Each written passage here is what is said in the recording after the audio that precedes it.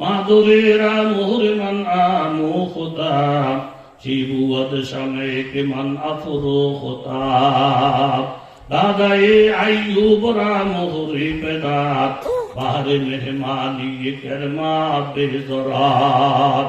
মায়ের যে ভালোবাসা সন্তানের প্রতি হযরতে আম্মা জান আয়েশা রাদিয়াল্লাহু তাআলা আনহা বলেন, একদিন আমি ঘরে অবস্থান করছি, দেখি একজন মা দুইটা শিশু বাচ্চা নিয়া আমার দরজায় এসে বলতেছে, মা বাচ্চাগুলো অনাহার, আমি অনাহার, খাবার কিছু আছে কিনা? আয়েশা রাদিয়াল্লাহু তাআলা আনহা বলেন, আমি অনেক তালাশ কইরা 3টা খেজুর পাইলাম। 3টা খেজুর পাইয়া আমি মনে মনে ভাবলাম 2টা বাচ্চার হাতে 2টা খেজুর দিব এবং মায়ের হাতে একটা খেজুর দিব। আমি এই চিন্তা ভাবনা কইরা 2টা বাচ্চার হাতে 2টা খেজুর দিলাম, মায়ের হাতে একটা খেজুর দিলাম। আমার উদ্দেশ্য হইল এই 3টা খেজুর 3 জনে খাইয়া পানি খাইলে কিছুটা উপকার হবে। 2টা বাচ্চার হাতে 2টা খেজুর দেওয়ার পরে 2টা বাচ্চা 2টা খেজুর খাইলো, পানি খাইলো। মায়ের হাতের মধ্যে যে খেজুরটা মা খায় না, বাচ্চার মুখের দিকে তাকাই আসি। 2টা বাচ্চা 2টা খেজুর খাইয়া মায়ের কাছে হাত ধরেছে, মা আর একটু দাও না। মা নিজের বাঘের খেজুর না খাইয়া 2 ভাগ করলেন। এক বাচ্চার হাতে অর্ধেকটা দিলেন, আরেক বাচ্চার হাতে অর্ধেকটা দিলেন। বাচ্চাগুলারে খেজুর খাওয়াইয়া পানি খাওয়াইয়া মুখটা মুইসা মা কোলে নিয়ে রওনা দিলেন। বাচ্চারা খাইলো, মা নিজেরটা বাচ্চাদেরকে খাওয়াইলো। ইয়া রাসূলুল্লাহ, এই বাচ্চারা বড় হইয়া মা বাবার দিকে যদি খেয়াল না করি, মা বাবার হক আদায় না করে, তাহলে মা বিনিময় হিসাবে কিভাবে? আল্লাহ রাসূল বললেন, ইন্নাল্লাহা কাদ আওজাবা লাহাল জান্নাহ। আয়েশা জাইনা রাখো, মা না খাইয়া সন্তানকে যে ভালোবাসাটা দেখাইলো, সন্তান যদি হক আদায় না করে, এই ভালোবাসার বিনিময়ে মাকে আল্লাহ জান্নাত দিবে। জোরে বলেন সুবহানাল্লাহ। ও এলাকার যুবক বাবারা শোনা, 5টা সন্তানের বাবা, 5খানি জমি। বাবা কত দাফটের সাথে এলাকার মধ্যে আছে। বিবসাদী বাবারে ছাড়া হয় না, বিচারা ছাড়া বাবারে ছাড়া হয় না। আস্তে আস্তে বাচ্চাগুলো বড় হওয়ার পরই 5টা ছেলেকে বিবাহ করাইছেন। প্রত্যেকের আলাদা আলাদা ঘর বাইন্দা দিয়েছেন। 5টা ছেলে এখন বিদেশে আছে, সংসার বড় উন্নত। মাসে মাসে টাকা পাঠায়, বউরা ব্যাংকের থেকে টাকা উঠাইয়া মাসে মাসে বোরকা পাল্টায়, মাসে মাসে ভেন্টি ব্যাগ পাল্টায়, মাসে মাসে শাড়ি পাল্টায়, জুতা পাল্টায়। আর এইদিকে যে মা বাবা, এই মা বাবা 5 ঘরের মধ্যে ভাগ করে করে খায়। ছোট্ট একটা ঘর বানিয়ে রাখছি, মা বাবা ছোট্ট ঘরের মধ্যে থাকে। মা বাবার সম্পদের মধ্যে বউরা ছেলেরা বাহাদুরি করে, বুড়া বুড়ি ছোট্ট ঘরের মধ্যে থাইয়া 5 ঘরে ঘুরে ঘুরে জাকিরের মতন খায়। ছোট ছেলেটার নাম সুমন, মায়ের বড় আদরে। আজকে 2টা বছর চলে যায়, একটা দিন টেলিফোন করে আম্মা বইলা ডাক দেয় না। মা নাতিনটারে ডেকে বলে, ও নাতিন, তোর বাবা কেমন আমাকে ভুলে গেল। যে সুমনকে ছাড়া আমি পেশাব পায়খানাতে যাইতে পারি নাই, এই সুমন আজকে 2 বছর চলে যায়, আমাকে মা বলে একটা ডাক দেয় না। তোর একবার টেলিফোন করলে আমার দুঃখের খবরটা জানায়। নাতিনের কাছে ফোন আসছে, নাতিন বলে, বাবা তোমারে বলে বলে আমার দাদুর কান্দে, চোখ গুলো লাল করে গেছে, তুমি দাদুর সঙ্গে কেন কথা বলো না? তাড়াতাড়ি আমার আম্মার কাছে মোবাইলটা দাও। মায়ের কাছে মোবাইলটা দেওয়ার পরে সুমন যখন আম্মা বইলা ডাক দিছি, মায়ের কলিজা খাই পড়ছে। বাবা তোমারে ফোন করছিলাম বাবা, টাকার জন্য না, পয়সার জন্য না। তুমি তো বইলা যাইতে পারো, আমি তো বলি নাই। বাবা সুমন তোমারে ফোন করছে এই জন্য, আজ থেকে 15 দিন আগে আমি একটা স্বপ্ন দেখছি, তোমার ডান পাওটা বাংলা বেঞ্জিস করে রাখছো। বাবা 2 জনের কান্দে বর করে করে চলো। এই স্বপ্নের পরে আমার কানা ভিতরে যায় না, শুইতে গেলে ঘুম আসে না। তবে আমি কি স্বপ্ন দেখলাম? সুমন বলে, মা সত্যি আমার ডান পাওটা বাংলা, আমি কারোরে জানাই নাই, কারোরে টেলিফোনেও বলি নাই, কিন্তু তুমি এমন দরুদি গো মা, বাতাসের মাধ্যমে খবর পাইয়া গেছ। প্রায় সময় তোমার কাছে ফোন করতে যাই, তোমার বউ বলে শাশুড়ি আম্মা করে নাই, শ্বশুরের দোকানে চলে গেছে। কাল বাহানা করে করে মোবাইলটা দেয় না। মা গো, আমার বাবার খবর কি? বাবা, তোমার বাবার খবর জিগে লাভ নাই। দোকানে থেকে কাইন্দা কাইন্দা করে আসে। পাঁচখানি জমিনের মালিক আমার ফোলারা। কত মানুষ চা খায়, বিস্কুট খায়, আমার একটা চা খাওয়ার পয়সা নাই, বিস্কুটের পয়সা নাই। কত রোগ নিয়ে নিয়ে চলি, ওষুধপত্র খাওয়ার টাকা নাই। বইলে বইলে তোমার আব্বা কান্দে। সুমনে বলে, মা গো, তোমার কথা শুই না, বাবার কথা শুই না, আমার কলিজাটা কাইফা গেছে গো মা। আগামীকাল 10,000 টাকা পাঠিয়ে দেব, 5,000 তুমি রাখবা, 5,000 আব্বারে দিবা। দোকানদারদের টেলিফোন করে বলতেছি, আমার আব্বা চা বিস্কুট যা খাবে সব টাকার বিল আমি দেব। বাবা এখন কোথায় বলে নাই, অন্য সময় কথা বলবো। মোবাইলটা রাখার পরে বাবা এসে কথাটা শুনলো, বলতেছে, আমার ভূতের ভাও ভাঙ্গা, চলো দুইজনে একটু দোয়া করি। ও যুবক বাবারা শোনো, আল্লাহর কসম খাইয়া বলছি, 10,000 আলেম ওলামা দাওয়াত কইরা লক্ষ লক্ষ টাকা খরচ করে খাওয়াইয়া যদি দোয়া চাও, তারা যদি তোমার জন্য দোয়া করে, দোয়াটা কবুল হইতেও পারে, নাও হইতে পারে। কিন্তু মার বাবা যত মুরুক্ষ হবে, মকলম হবে, বেনমাজি হবে, সন্তানের জন্য তারা প্রত্যেকে হইলেন ওলি, প্রত্যেকে হইল মুস্তাজাব দাওয়াত। মা বাবা দোয়াটা করতে দেরি হবে, মাহবুদের কাছে দোয়া কবুল হইতে দেরি হবে না। জোরে বলেন ঠিক কিনা? এই জন্য মায়ের প্রতি, বাবার প্রতি অবহেলার ভাব দেখাইল না। দাবিটা আল্লাহর কাছে কান্দে, আল্লাহ, যেই বাছুরের কারণে আমার স্তনে তুমি দুধ দিছ, নিষ্ঠুর বাড়িওয়ালা আমার বাছুরে বাইন্দা রাখে, সারাটা রাত আলাদা আলাদা মা বাছুর কান্দে। সকালবেলা বাছুরটা শেখা দৌড় পরে লেজটা উঁচা করে একটা দৌড় মায়েরা মায়ের স্তনে যখন মুখটা লাগায়, একটা দুইটা টান দেওয়ার পরে ডাকাতের মতো আমার বাচ্চাটার গলায় রশি লাগাইয়া ওই খাম্বার সাথে বাইন্দা আমার দুধ গুলা নিয়ে যায়। আল্লাহ, আমার দুধ তোমার বন্ধায় খাইতেছে, আমার দুঃখ নাই। আজকে 12টা বছর এই বাড়িতে আছি, জীবনে বহু দুধ খাওয়াইছি, একটা দিন তারে নামাজ পড়তে দেখি না, টুপিটা ব্যবহার করতে দেখি না, আল্লাহ বলে ডাক দিতে দেখি না। যা খাওয়াইছি এটার বিলই তো দিতে পারবে না। আগামীকাল দুধ দোহাইতে আসলে এমন জোর একটা লাফতি দিব, দুধের স্বাদ তারে মিটাইয়া দিব। তখন আল্লাহ তাআলা থামাইয়া দেয়, গাবি তোরে আমি বিচারক হিসাবে পাঠাই নাই, খাদেম হিসাবে পাঠাইছি, তুই খাওয়াইতে থাক, বিচারের দায়িত্বটা আমারে দে। এইভাবে গাছে বলে, জমিনে বলে, মাছে বলে, এমনকি আপনার আমি যে খানা খাই, লোকমারা হার গেছ না শুধু এগুলো, লোকমারা হার গেছ না শুধু এইগুলো, টানা গুইয়াতে লোকমারা হক উদুকুলো। আপনার আমি খানা খাওয়ার সময় খানাটা যখন গলার মধ্যে যায়, গিয়ে আল্লাহর হুকুমের অপেক্ষায় থাকে, আল্লাহ গো, জীবনে বহু খানা খাওয়াই যা, তুমি বললে সুন্দরভাবে ভিতরে যাবো, আর তুমি যদি অর্ডার করো এইখানে আটকাইয়া আর জীবনের খাওয়ার স্বাদ মিটিয়ে দেব।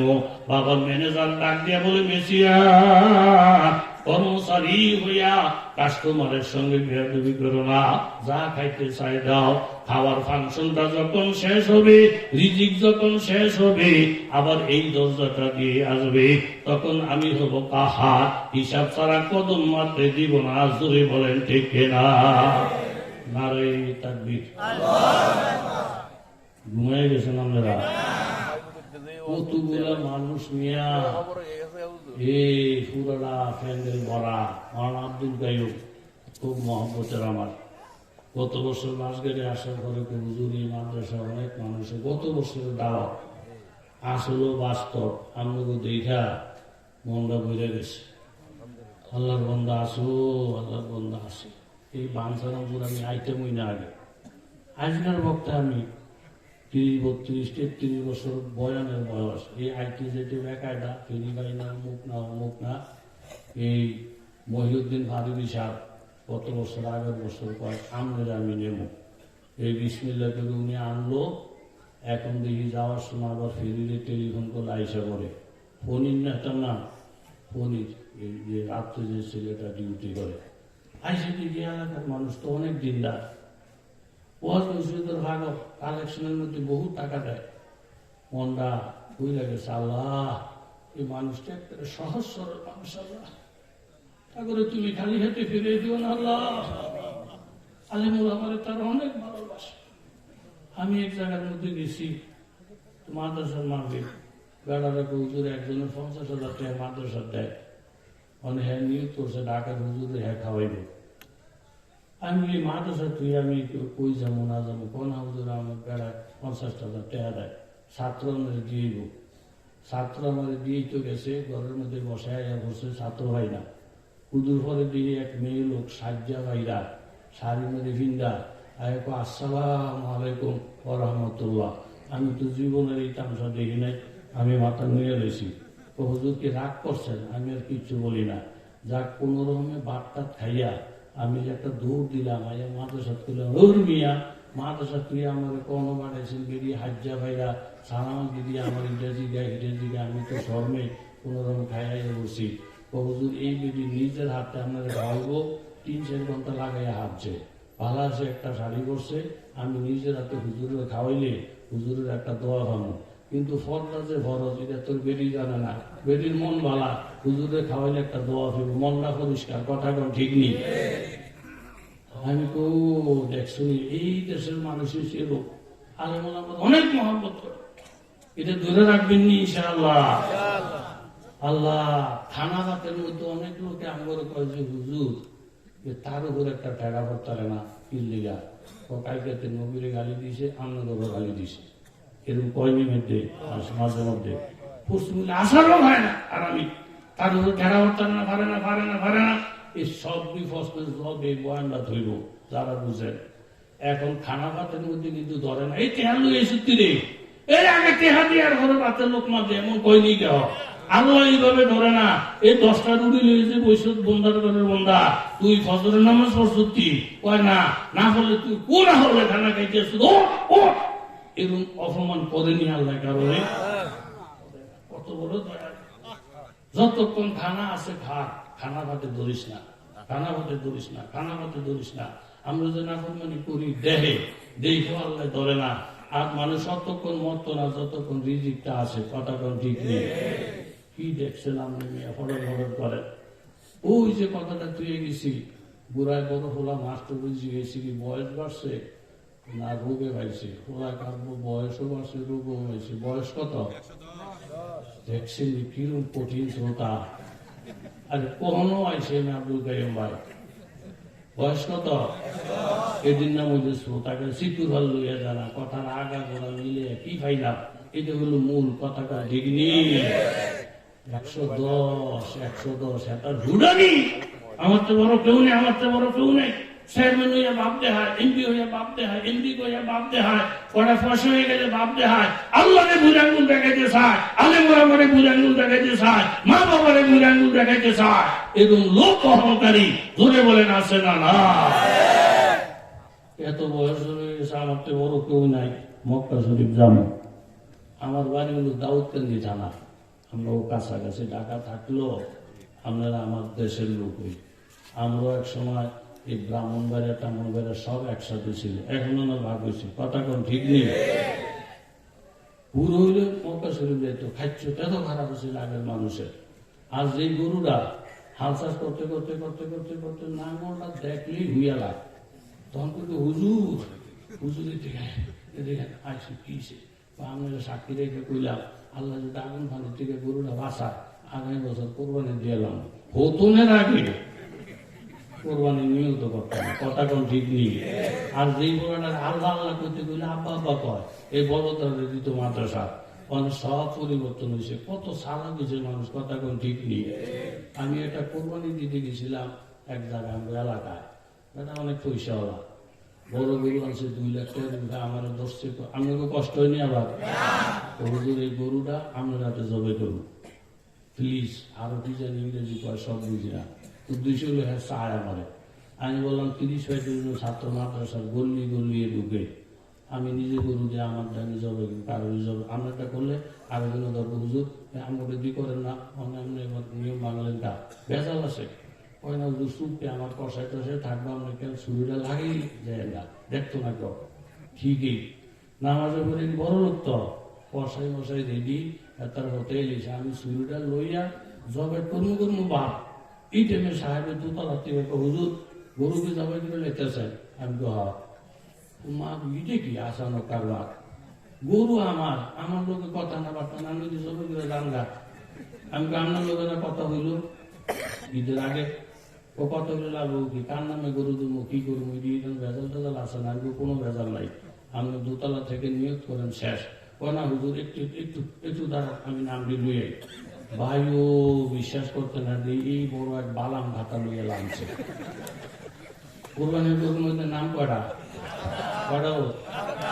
একটা নাম কর ওইয়া হের বাহের নাম মার নাম থানা জেলা পোস্ট অফিস উপজেলা এই দিলে এরপর আবার আরেক নাম বাহের নাম মার নাম গ্রাম থানা তারপর উপজেলা জেলা এরপর বাংলাদেশ আমি ভাগল হয়ে গেছি যদি কি শুরু করছে এরকম 7টা নামের মধ্যে মার নাম বাপের নাম গ্রাম টেরাম সুবিধা পোস্ট অফিসটা সুবিধা লিখা আমি গরুটা জবাই করছি করে আমি কইলাম যে 7টা নাম বরাবর করে নেবেন কিন্তু মার নাম বাহের নাম কইছেন বালা কথা গ্রাম থানা জেলা পোস্ট অফিস ইলেকশন গিতে হুজুর আজ একটা কোরবানি দিন এক নামে লাখ লাখ গরু জবইব এলাকে সব মার নাম বাহের নাম গ্রাম নাম ভাগ করে দিছি আল্লাহ বুঝতে যখন ফ্যাস না হয়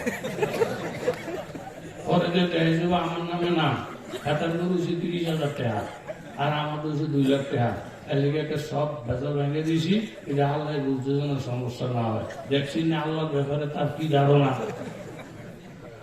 এমনি দুনিয়ার ব্যাপারে কুটিপতি বারুদের আগে দিয়ে চলে ফুল হলার যে গেলে তো হুজুর তো এটা করে এই দায়িত্ব তার আসে না নাই আপনি ওই দিকে তো কিছু দরকার আসছিল বাবা ওইখানে কি আপনি যাইবেন না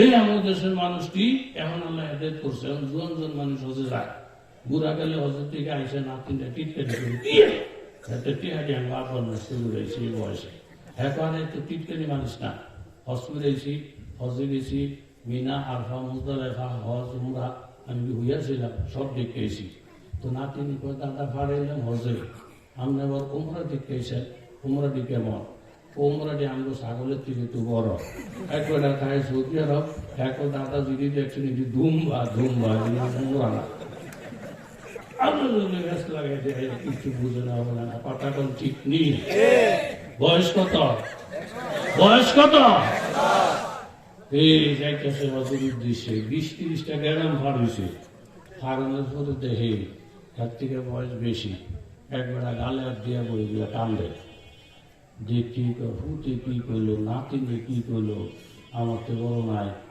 কি বলে দিস আমরা দাঁড়ি মোস আরো বড় আলাপ করে লই ব্যাগটা তুইয়া জিগেছি যে চাষা পরে কান্দেন আমার বয়স কত একটু আপনি আছেন বদর করেন বয়স নিয়ে আমার মন দিন খারাপ একটু কর তো আমার বয়স 130 এর বয়স ছিল কত এর বয়স কত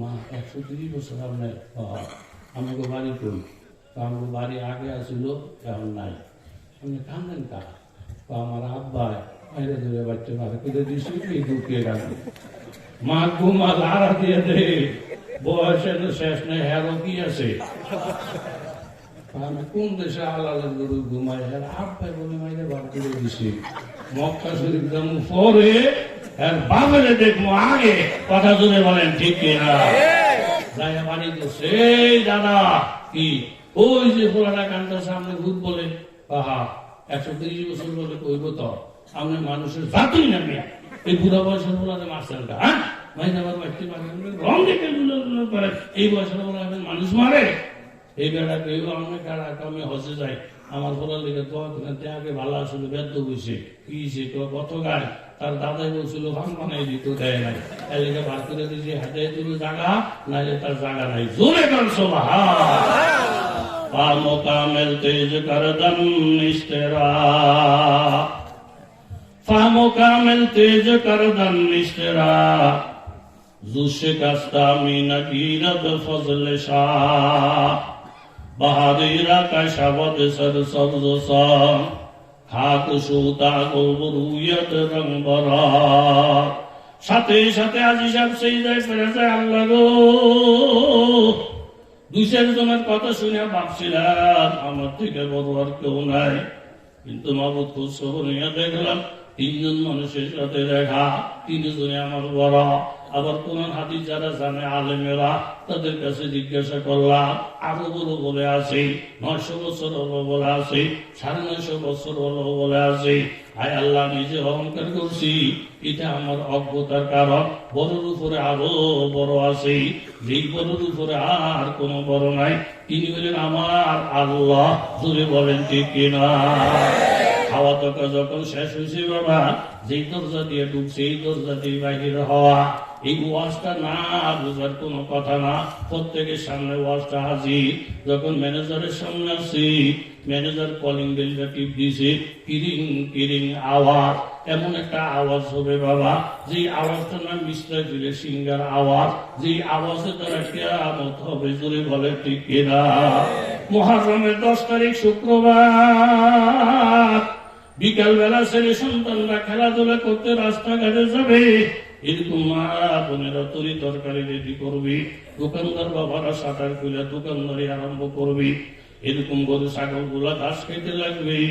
হঠাৎ করে শুনতে পাবি কেমন জানি একটা বাঁশির আওয়াজ। এই আওয়াজ কেউ কোনোদিন শুনে নাই। সেকেন্ডে সেকেন্ডে আওয়াজটা বাড়তে থাকবি, এমন বিকট হয়ে যাবে।